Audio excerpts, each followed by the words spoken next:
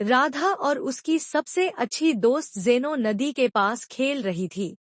अपने शांत गांव की ताज़ी हवा का आनंद ले रही थी।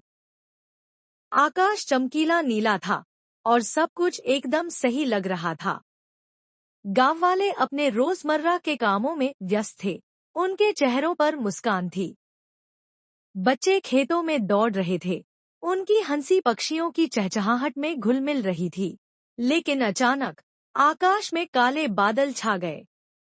हवा तेज चलने लगी और वातावरण भारी हो गया। चमकीला नीला आकाश कुछ ही क्षणों में धूसर हो गया, जिससे पूरे गांव में डर की लहर दौड़ गई। पत्ते और धूल हवा में उड़ने लगे और पेड़ तेज हवाओं के कारण झुक गए। बारिश इतनी जोर से बरसने लगी जैसी पहले कभी नहीं हुई थी। गांव वाले दौड़कर अपने घरों में जाने लगे, इस उम्मीद में कि तूफान जल्दी शांत हो जाएगा। छतों पर गिरती बारिश की आवाज कानों को भेद रही थी और नदी में पानी तेजी से बढ़ने लगा। जोरदार गर्जना हुई, जिससे सबसे बहादुर गांव वाले भी कांप उठे। लेकिन तूफान बहुत भयंकर था। घर गिरने लगे और नदी उफान पर आ गई, जिससे पूरा गांव जलमग्न हो गया।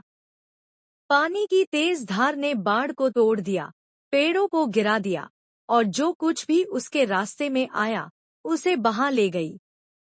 गांव वाले चीख रहे थे, अपने परिवार और सामान को बचाने की कोशिश कर रहे थे। आखिरकार तूफान थम गया, लेकिन गांव पूरी तरह तबाह हो चुका था। लोग निराश थे, यह सोचकर कि अब क्या करें। कभी सुंदर दिखने वाले खेत अब मलबे से ढके थे और गलियां टूटी लकड़ियों और कीचड़ से भरी थी। परिवार एक दूसरे के पास बैठे अपनी उजड़ी हुई दुनिया को आंसुओं भरी आंखों से देख रहे थे। राधा यूं ही खड़ी नहीं रह सकती थी।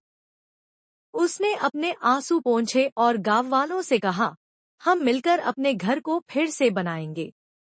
उसकी यह बात भले ही छोटी थी, लेकिन उसने सबकी आंखों में आशा की किरण जगा दी। राधा की बातों से प्रेरित होकर गांव वालों ने अपने औजार उठा लिए। अब वे सब मिलकर अपने गांव को फिर से बसाने में जुट गए। जेनो ने अपने पंख खुशी से फड़फड़ाए, वह भी किसी भी तरह से मदद करने को उत्सुक था। सूरज की पहली किरणें आकाश को सुनहरे रंग में रंग रही थी। यह संकेत था कि उनके परिश्रम का समय आ गया है। राधा और जेनो गांव वालों का नेतृत्व करते हुए सफाई में जुट गए। उन्होंने टूटी लकड़ियां हटाईं, गिरे हुए पेड़ों को हटाया और कीचड़ को साफ किया। गांव वाले थक कर चूर हो गए, लेकिन उनके हौसले बुलंद थे। धीरे धीरे गांव फिर से आकार लेने लगा। अब उन्हें घरों की छतों को ठीक करना था। राधा ऊपर चढ़कर मदद करने लगी, जबकि जेनो अपने मजबूत पंजों में भारी लकड़ियां उठाकर ला रहा था। गांव वाले मिलकर काम कर रहे थे, कीले ठोक रहे थे और छतों को मजबूती से बांध रहे थे। जल्द ही घर पहले की तरह पूरे दिखने लगे। गांव वालों ने मजबूत दीवारें बनानी शुरू की। जेनो ने भारी पत्थरों को ध्यान से रखा ताकि वे दोबारा न गिरे। नई दीवारें पहले से अधिक मजबूत बनाई गईं, ताकि भविष्य में आने वाले तूफानों का सामना कर सकें। हर ईंट के साथ गांव वालों का आत्मविश्वास बढ़ता गया। तभी एक भारी लकड़ी का लट्ठा रास्ते में आ गया। राधा और जेनो ने उसे हटाने की पूरी कोशिश की, लेकिन वह टस से मस नहीं हुआ। गांव वाले पास खड़े सोच रहे थे कि कोई और तरीका निकाला जाए। राधा पसीने से लथपथ थी, लेकिन हार मानने को तैयार नहीं थी। हम मिलकर इसे हटा सकते हैं, राधा ने जोर से कहा। जेनो की ताकत और गांव वालों की मदद से आखिरकार उन्होंने भारी लट्ठे को हटा दिया। जैसे ही उन्होंने यह किया, गांव में खुशी की लहर दौड़ गई। उनकी एकता ने साबित कर दिया कि कोई भी काम असंभव नहीं है।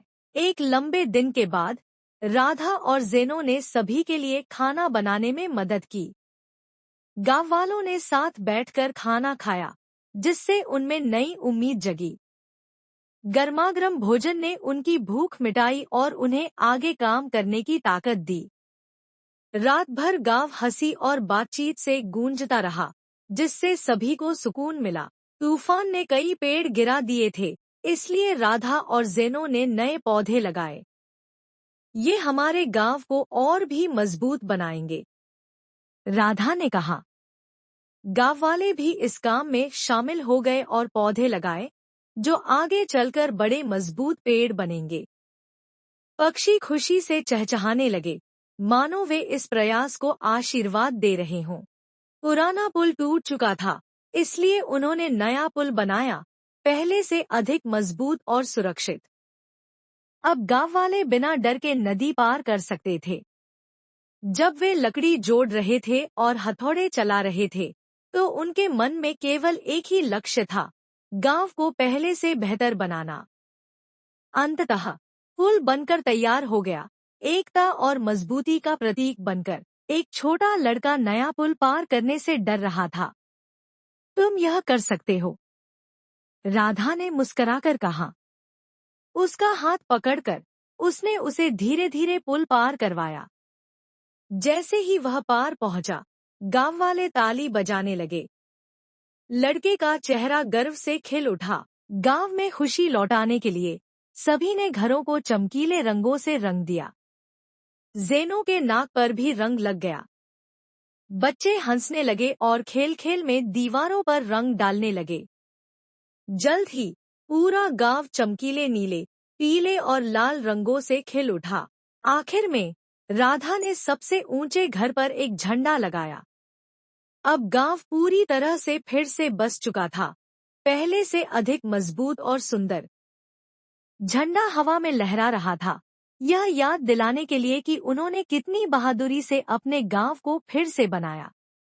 गांव वालों ने खुशी से तालियां बजाईं, क्योंकि उन्होंने मिलकर एक अद्भुत उपलब्धि हासिल कर ली थी। गांव फिर से जीवंत हो गया। राधा और जेनो ने अपने कार्यों को देखकर संतोष की सांस ली। बच्चे खेतों में खेल रहे थे, नदी सूरज की रोशनी में चमक रही थी और हवा में फिर से खुशियों की महक थी। उन्होंने तूफान का सामना किया, अपने घर को फिर से बनाया और यह साबित कर दिया कि मिलकर कोई भी कठिनाई पार की जा सकती है। दिन बीतते गए और गांव फिर से अपने पैरों पर खड़ा हो गया। सभी ने खुशी से तालियां बजाईं, क्योंकि अब उन्हें यकीन था कि कभी हार मत मानो, हमेशा कोशिश करो और अपने डर को हराओ। राधा और जेनो की यह प्रेरणादायक कहानी हमें सिखाती है कि एकता और हिम्मत से हम किसी भी मुश्किल को पार कर सकते हैं।